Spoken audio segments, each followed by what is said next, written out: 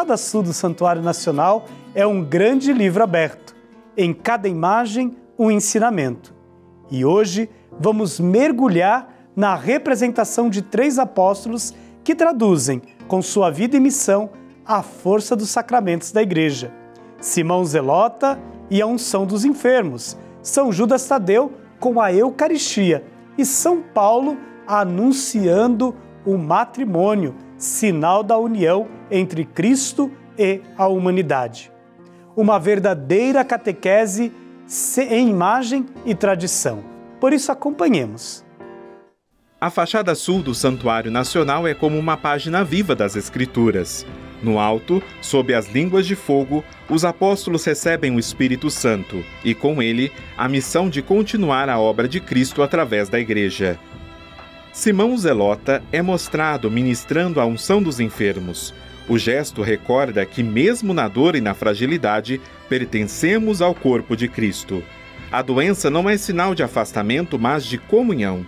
O sacramento traz consolo e reafirma: a morte foi vencida. São Judas Tadeu segura o pão e o cálice. É o apóstolo representando a Eucaristia, fonte e cume da vida cristã. Nela, Cristo se oferece como alimento para a alma, fortalecendo os fiéis em sua caminhada de fé. São Paulo aparece com 2 anéis e um rolo aberto, símbolos do matrimônio, sacramento do amor e da aliança. Assim como Cristo se une à sua igreja, o casal cristão é sinal visível dessa união, chamada a gerar vida, fidelidade e comunhão. Na diversidade de dons e funções, os apóstolos revelam a beleza da missão confiada por Cristo. Pelo Espírito, a igreja nasce e continua viva em cada sacramento, em cada fiel e em cada gesto de fé. E mais uma vez queremos dar continuidade à nossa jornada bíblica. E contamos aqui com a presença do professor Dr. Sérgio Ribaric, a quem mais uma vez acolhemos no nosso programa. Seja bem-vindo, Sérgio. Muito obrigado, padre. Está sendo uma alegria fazer este caminho contigo, em que estamos conhecendo símbolos que revestem as fachadas do santuário. De um modo particular, a fachada sul do Santuário Nacional. Ali já tivemos a oportunidade de ver um pouquinho o mistério da Ascensão do Senhor, o mistério de Pentecostes, a figura de alguns apóstolos como São Tiago, São Mateus. E hoje, dando um passo a mais, nós queremos conhecer, através dos apóstolos Simão Zelota, São Judas Tadeu e São Paulo, alguns outros elementos que foram colocados ali naquela fachada e que nos ajudam a adentrar o mistério da nossa fé. E o primeiro elemento que eu gostaria de conversar no dia de hoje nos remete ao sacramento da unção dos enfermos. Nós temos ali um dos personagens, Simão Zelota, que é representado então celebrando este sacramento, a unção de um enfermo, o cuidado da igreja para com uma pessoa em uma situação de fragilidade. Sérgio, qual a importância deste sacramento para a igreja, para a comunidade cristã? Talvez seja um dos mais importantes sacramentos, se bem que não se pode hierarquizar sacramentos, mas é porque é o sacramento final, o sacramento da dor, o sacramento onde a igreja vai e apresenta o seu conforto, a possibilidade de um milagre, a possibilidade de uma cura, ou pelo menos a possibilidade de um encontro com Deus. Isso é magnífico, porque além de ser aconchegante para o doente, é a renovação da esperança. Você vai voltar para o lugar onde você veio. É quase que, além de reconfortante, é quase que como se Deus te chamasse bem-vindo. Eu sempre me lembro e gosto sempre de falar para as pessoas aquela fala de Jesus na última ceia, fantástica. Esta é a última vez que eu beberei do fruto da videira com vocês. A próxima será na casa do meu Pai. Mais claro do que isso é impossível. Então talvez para alguns casos, a unção dos enfermos seja as boas-vindas, ou seja, o início das boas-vindas. Mas a unção é algo também que te leva à esperança. A esperança de uma cura, de um aconchego, a esperança da presença de Deus na tua vida. E muito importante também, você falou agora, me lembrei, sobre essa fachada que vocês aqui em Aparecida estão fazendo, tem uma importância fundamental, mas é uma coisa histórica dentro da igreja. A igreja, desde antes da Idade Média, sempre pintava nas paredes, fazia pinturas, né? Fazia vitrôs, fazia vias sacras. Essas vias sacras, essas pinturas eram como se fossem histórias em quadrinhos. A gente não pode esquecer que naquela época, ano 200, 300, 400, ninguém sabia ler nem escrever, porque não era importante, não tinha a mínima necessidade de aprender a ler e escrever. Então, a única forma que as pessoas tinham de aprender alguma coisa sobre o Evangelho é através da voz do padre, homilias, e através daqueles vitrais da igreja. Então ele olhava a via sacra, sabia o que aconteceu com Jesus, que foi açoitado, que carregou a cruz. Era uma forma dele saber tudo isso. E o que a Basílica agora está fazendo é exatamente a mesma coisa que a igreja sempre fez isso, ou seja, transformou a Bíblia numa coisa pictórica, numa coisa, né, uma história em quadrinho para que a pessoa pudesse entender realmente o que aconteceu com Jesus e com Deus. É maravilhoso o que vocês estão fazendo aqui nesse santuário, maravilhoso.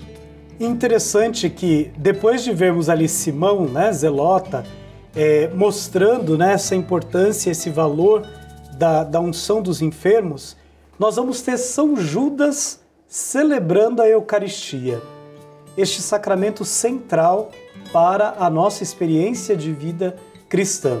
E aqui eu resgataria uma das grandes máximas do Concílio Vaticano II, quando diz que a liturgia, e de um modo particular, né, a celebração da Eucaristia, é aquele ponto de chegada e um ponto de partida para toda a experiência de vida cristã. Sérgio, o que é falar ao povo de Deus esta afirmação? É você falar e lembrá-lo que você volta ao Pai, você volta ao Pai. A Eucaristia final, esse que você falou agora, a Eucaristia final é a Eucaristia logo depois da morte, é o final, é a primeira de uma nova vida, é o encontro pessoal com Cristo para a eternidade. É muito interessante, muito bonito isso, quando a gente pensa que, na verdade, mais do que até o sentido da Eucaristia, o que importa é o sentido da vida eterna, desse amor que te acompanhou a vida inteira, desde o dia que você nasceu até o último dia da extrema-unção. Isso é milhões de vezes a Eucaristia na tua vida, mas mais até do que da Eucaristia é a presença de um sacramento que eu acho fantástico. É o sacramento, que aliás vocês são mestres aqui, é o sacramento da penitência. O sacramento da penitência aqui em Aparecida, você percebe bem que é o sacramento por excelência, porque é o sacramento que te retorna a Deus, faz com que você volte a Deus. E não é uma segunda chance que Deus te dá. Não é uma segunda, é simplesmente um apagar, apagou, você deletou o teu HD, você começa tudo de novo, você não fez nada daquilo, né? Eu sempre me emociono muito cada vez que eu venho aqui como romeiro e vou na fila das confissões. Não posso me confessar aqui, porque a maioria foi meu aluno, então não posso. Mas eu venho aqui e eu vejo aquela fila de pessoas, todo mundo quieto, todo mundo em silêncio. É muito mais do que arrependido, a palavra não é essa, a palavra é muito mais do que isso. É a pessoa que está na fila da confissão sabendo que ele errou. Só o fato da pessoa entrar na fila, ele já admite uma culpa. E uma culpa linda, porque é uma culpa que te leva a Deus. É uma culpa santa, né? Bendita a culpa, porque essa culpa te leva a Deus, te leva à reconciliação, te leva a uma vida nova e quem sabe não te leva à plenitude da vida. Esse sacramento, esses exemplos que vocês dão nessa Bíblia ao vivo aí fora é muito importante, porque vocês aqui no santuário vivem isso e fazem com que cada um dessas pessoas tenham essa experiência com Deus, que um dia vai fazer com que eles o reconheçam. E Sérgio, tem um outro personagem que aparece nesse painel, que estamos rezando e ao mesmo tempo entendendo no dia de hoje aqui no nosso programa, que é o apóstolo Paulo. E Paulo, ele é representado, então, mostrando a celebração do sacramento do matrimônio. Por que comparar, né, colocar Paulo ligado ao sacramento do matrimônio? E na verdade existe um só sacramento, você sabe disso, Padre. O sacramento do amor. É o amor que te liga a Deus, é o amor que tem ramas, né, e esse amor são pedacinhos de amor de Deus aos outros, ao teu filho, ao teu amor, à tua pátria, à tua ecologia, à tua esposa, ao teu padre, à tua igreja. São traços tênues do amor maior que o amor de Deus. O amor de Deus é tão grande que faz com que você transporte esse amor para os outros. É como você toma um banho de perfume, você sai perfumando todo mundo por onde entra. É um exemplo simples que eu estou dando, mas é esse. O amor de Deus é algo tão imensurável que ele se passa para os outros em todas as formas possíveis e não. Quantas vezes você vai se confessar num padre que te fala uma coisa linda? E não é a fala que te fez, é o aconchego, o acolhimento que fez você se encontrar com Deus. Eu sempre brinco com meus... Não vou falar isso, mas eu sempre brinco com meus alunos que a gente faz, quando está apavorado de uma prova brava no ITESP, eles rezam para São Francisco, para Santa Clara, Santa Teresinha, mas ninguém reza para São Tomás de Aquino, né? Que é o padroeiro do céu. Porque é o amor que te faz se apegar, é o amor que te faz dar confiança, é o amor que te faz querer viver cada vez mais para poder ter uma nova experiência de amor. Sérgio, quantas coisas interessantes nós pudemos conhecer no dia de hoje.